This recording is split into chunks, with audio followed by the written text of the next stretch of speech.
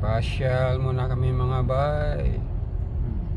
Bayo. Tapos sabi mo, ganito. Ay, ito Ganito ang wasting time sa amin, bay. Oh, ito ang Oras ng trabaho. Oh, oras ng trabaho. Patuyo kalkuhan, ha?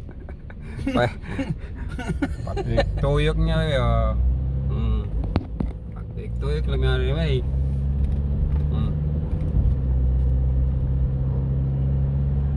Ano ba yung oras namin ba yo? 10:32 na yo. Tiktuyok, ay. Tiktuyok ba yan? Oh.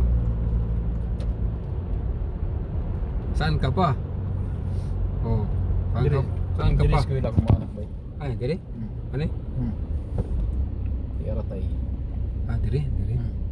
Ay, dire. Sa year, anong anak mo ulit?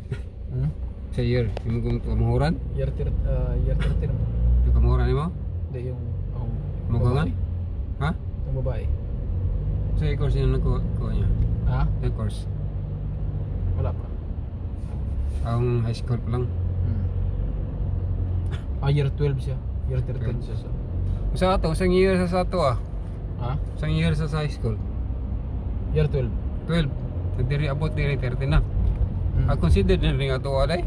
Oh, di kasi dire, hindi sila nagbe-base kung ano mo sa atin. Oh. Halimbawa, grade 10 ka sa Pilipinas. Ngayon, ang edad mo hindi siya Fix doon sa grade 10. Halimbawa, ang edad mo pang grade Oh, 12. ila kay angat. Extend ka nila. Basihan lang edad. O edad, hindi siya Ito grade. din oh. Uy, gwapo.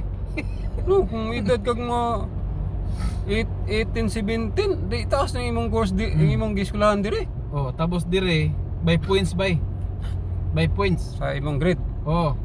Ngayon, pagka na-reach mo ng maaga yung points, maaga ka matapos mag-aral. Oh, yun. Oh, na dire. By points.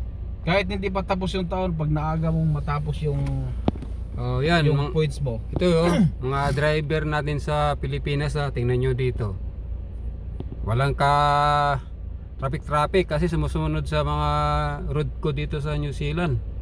Pero dito walang mga matigkas na driver. Ganito yung mga ka-idol, ano? Ganito ang kaibahan ng mga driver ng Pilipinas sa driver ng ibang bansa, guys.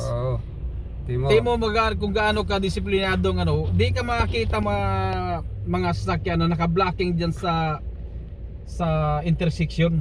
Hindi katulad sa Pilipinas, lahat naka-blocking. Bulan atat na magugo, alam nilang naka-red pag go na sila.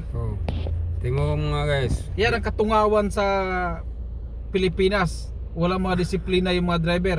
Timo, patigasan ng ulo. Isa pa, shout out dyan sa ating mga traffic enforcer, Kaya nga tumigas yung mga ulo ng driver sa Pilipinas dahil sa inyo rin. Mga huli lang kayo.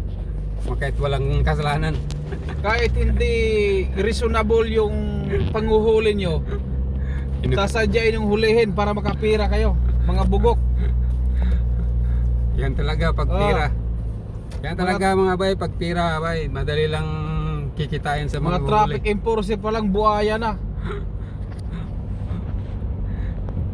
Di inisip kung sino nagpapasaw sa kanila, kundi yung mga driver sa hinuhuli nila. Tapos pinapahirapan pa. Shout out sa inyo mga traffic enforcer, mga shout out sa inyo mga kayo. Dapat hinuhuli nyo mga kurap. Yun, dapat huhulihin yung mga kurap. Ngayon, huhulihin nyo, magnakaw ng tinapay, kukulong agad. At saka pa, shout out din sa inyo mga traffic enforcer, mga police, Ang hinuhuli nyo yung mga kinakaya-kaya nyo lang. Yung mga vendors, hinuhuli nyo, yung mga kinakaya-kaya. Bakit hindi nyo hulihin yung anak ng mga senador, anak ng mga congressman, anak ng mga mayor? At hindi nyo hinuhuli? Dapat yun ang